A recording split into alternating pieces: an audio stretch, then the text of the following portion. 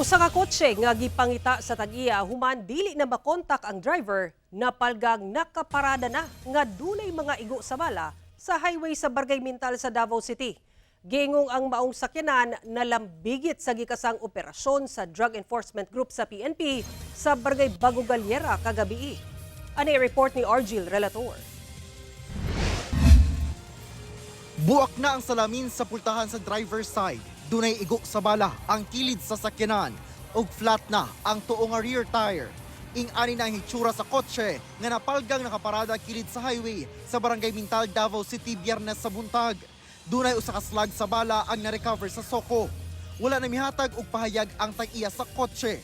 Sa inisyal nga investigasyon sa Tugbok Police, gipangita matud pa sa tag-iya ang iyang kotse nga gipadrivean sa usa ka ride-hailing app sanglit dili na niya makontak ang driver. Ni adto sa estasyon na mag-report na iyang sakyanan is ni na monitor niya through GPS kay nagapaano man siya og na diri sa Mintal. So ang iyang driver pag-abot niya diri inana ng sitwasyon.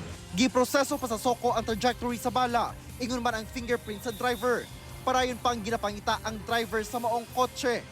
Samtang ipalawman pasab sa kapulisan ang ilang investigasyon, human nasuta nga ang maong sakyanan gigukod sa Drug Enforcement Group sa usa ka operasyon sa Libby Road, Barangay Bago Galiera, Huwebes sa gabi.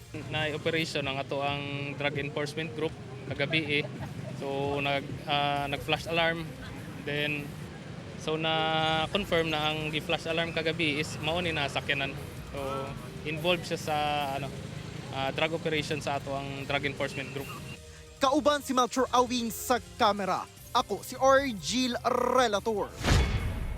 1 Mindanao.